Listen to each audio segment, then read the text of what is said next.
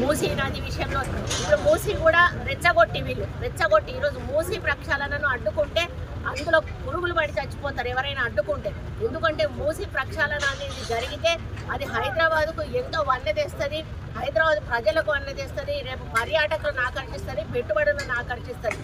అటువంటి మూసీ ప్రక్షాళనకు పూనుకుంటే వెళ్ళి వాళ్ళని రెచ్చగొట్టి వాళ్ళతోటి మా మైకుల ముందట మాట్లాడిచ్చేసి వాళ్ళ పేడ్ ఛానల్స్ ఏవైతే యూట్యూబ్ ఛానల్స్ ఉన్నాయో ఒక 15-16 ఛానళ్ళని పెట్టుకొని వాటిల్లో వైరల్ చేస్తూ ఆ కార్యక్రమాన్ని చేస్తూ ఉన్నారు.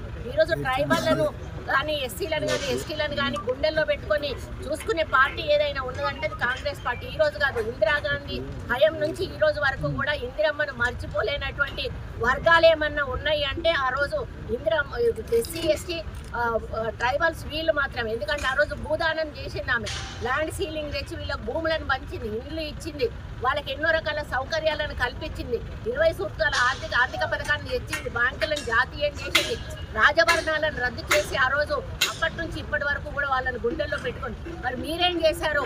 మీరు పోడు భూమిలో ఉన్నటువంటి ట్రైబల్స్ను ఇష్టం ఉన్నట్టుగా లాఠీ చార్జీలు చేసి కనీసం పిల్ల తల్లులను అంటే పాలిచ్చే తల్లులతో సహా అమాయకులను తీసుకుపోయి మీరు జైళ్ళల్లో పెట్టి రోజుల తరబడి పెట్టి మీరు హింసించినటువంటి మీరు ఈరోజు ట్రైబల్స్ గురించి మాట్లాడే హక్కు మీకు లేదు.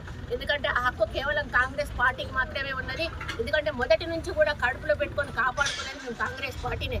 నేను ఒక్కటే విజ్ఞప్తి చేస్తా ఉన్నా, వికారాబాద్ కలెక్టర్ విషయంలో జరిగిన దాడిలో అక్కడ ఉన్న ప్రజలను తప్పుపట్టే అవకాశం ఎక్కడా కూడా లేదు.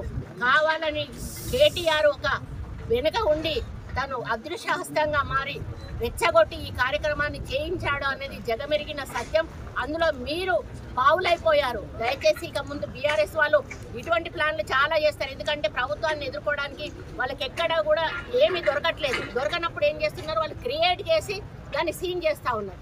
ఈ విధంగా క్రియేట్ చేసి అమాయకులను బలి చేస్తూ ఉన్నారు.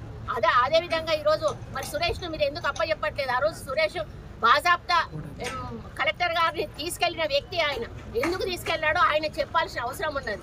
48 సార్లు ఒక వ్యక్తితో మాట్లాడి ఏం సంభాషణ జరిగిందో చెప్పాల్సిన అవసరం ఉన్నది. ఈరోజు విదేశాలలో దాచుకున్నటువంటి ఫోన్ ట్యాపింగ్ సంబంధించిన అధికారులు వాళ్ళని కూడా రప్పించాల్సిన బాధ్యత మీ మీద ఉన్నది. ఇవన్నీ వదిలేసి మళ్ళీ ప్రభుత్వం మీద బురద జల్లే ప్రయత్నం చేస్తూ ఉన్నారు.